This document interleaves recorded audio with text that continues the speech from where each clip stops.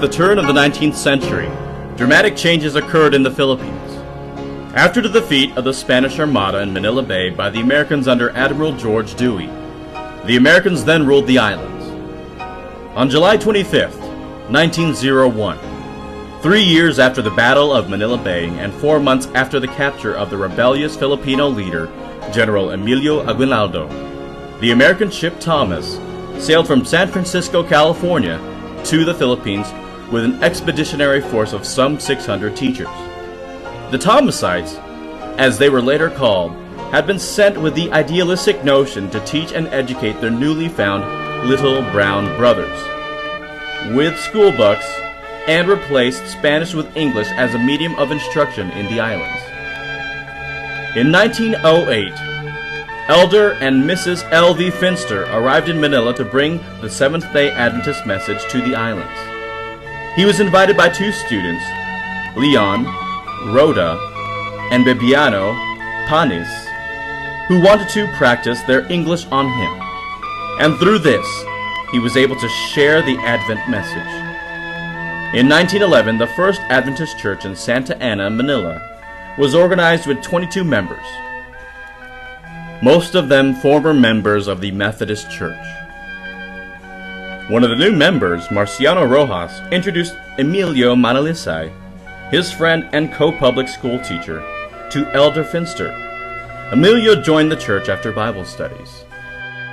Seeing the need of ministers for the growing church, Finster began a crash course in ministry. His first students were Leon Rhoda, a new high school graduate, Bibiano Panis, a law student, and Felix Manalo, a former minister of Mission Christiana. By 1914, the church had grown to about 300 members, and many were young people.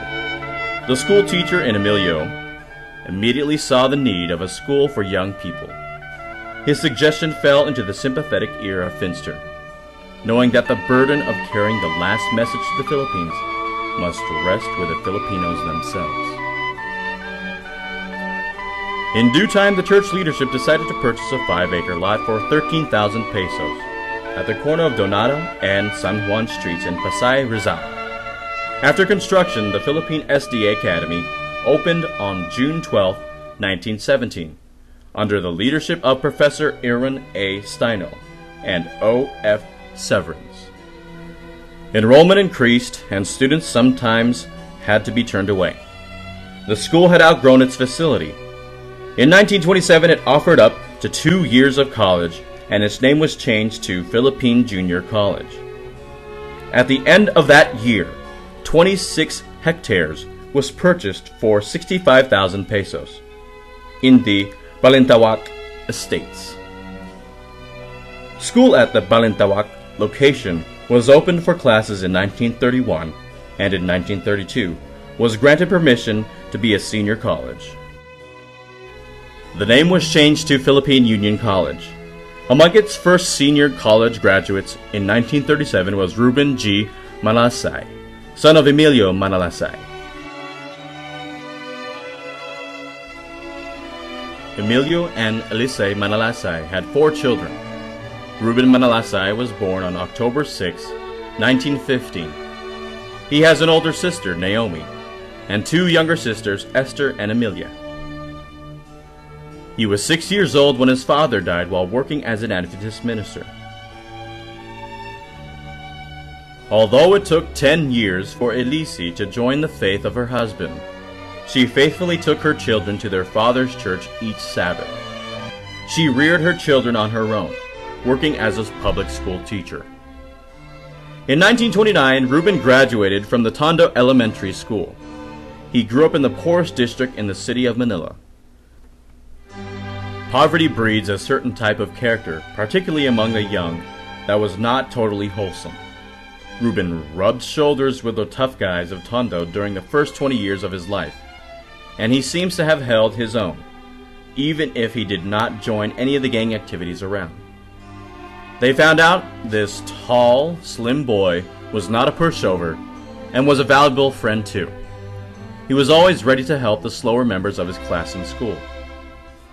Reuben took violin lessons even before he went to school in Tondo.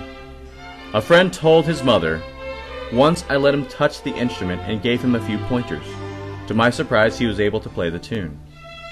In 1931, Elise bought a Yapunko piano, and all 4 children took piano lessons. When PUC was moved to the remote village of Baeza, Caloocan, in 1931, Reuben rode his bike from his home in Tondo to attend school. He worked in the furniture factory to help pay for his schooling. While he was taking a full load at the college, he enrolled at the University of the Philippines Conservatory in piano and violin. He obtained a scholarship where he joined the UP band under Professor Buenaventura. According to Eliseo Arevalo, his classmate, Reuben was a very versatile musician, but where he excelled the most was on the piano and violin, where his professors encouraged him to be a concert violinist. With the spread of Adventism to different islands in the Philippines, there was a need to recruit more students. In the summer of 1938, student recruiters were sent to the western Visayas. Among them were Reuben Manalaysay and Ernesto Pascual, who went with Professors Bert Davis and Claude Thornston. Reuben and Ernesto provided the musical special numbers, the former with his violin and the latter on the piano. Ernesto, with his magnificent voice, also sang solos. In one of the places they went, one of the parents who visited with the team was Mrs. Salud Salting of Negros Occidental. "I have a daughter that I am interested in sending to PUC," she said. She invited them to her home where they visited her province. After the recruiter's visit to Negros, Raquel Salting enrolled as an academy senior. As his student, Reuben discovered Raquel had a rare combination of beauty and brains.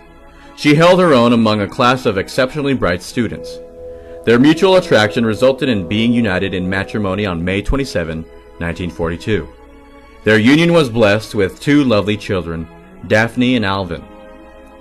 Reuben, after graduating from PUC in 1937, has occupied several positions from a high school teacher, principal, college teacher, department head, and eventually college president. His first stint as college president was during the Japanese occupation when all of the American missionaries were interned at the University of Santo Tomas campus. Reuben was appointed as president and Ernesto as business manager. When Dr. Manalaysay was appointed interim president of PUC, my father was the business manager, and unfortunately both of them were incarcerated at that time, and Dr. Mann was released, but my father was killed. He has the distinction of being the first Filipino president of PUC. On his own expense, Reuben took graduate studies at the University of the Philippines and obtained a master's degree in education and bachelor's in music after World War II. Before that, he earned a master's in psychology from Far Eastern University. As the result, the recommendations of 3 professors at UP, he received a Fulbright scholarship at Indiana University, and there he was able to fulfill the requirements for a doctorate in education in just 1 academic year. Before Dr. Andrew Nelson left in 1952 as president of PUC, he suggested the presidency not be given to expatriate missionaries. Dr. Mann, as Reuben was now being called, was then appointed as president, a position he occupied until 1964. His tenure was marked by tremendous growth. Several new bachelor courses were offered and also master degrees in several fields. There was a strong improvement of the faculty. Many upgraded to get their master's degrees, and some went to the U.S. for their doctorate degrees. The Philippine Department of Education noted that among the liberal arts colleges, PUC had the highest level of faculty academic qualification. It was during his watch that the new administration building and the large college auditorium were built. Today, the Adventtst University of the Philippines is the premier Adventist school in the Philippines, internationally recognized as evidenced by having the highest enrollment of the foreign students among all schools nationwide. Her graduates are now serving all around the world for the glory of God and the good of humanity. We thank Dr. Reuben G. Manalaysay for helping lay the foundation of our school's tradition and academic and spiritual excellence. We are proud and we are honored of him being counted as one of the fellow alumni of this great institution, the Adventtst University of the Philippines.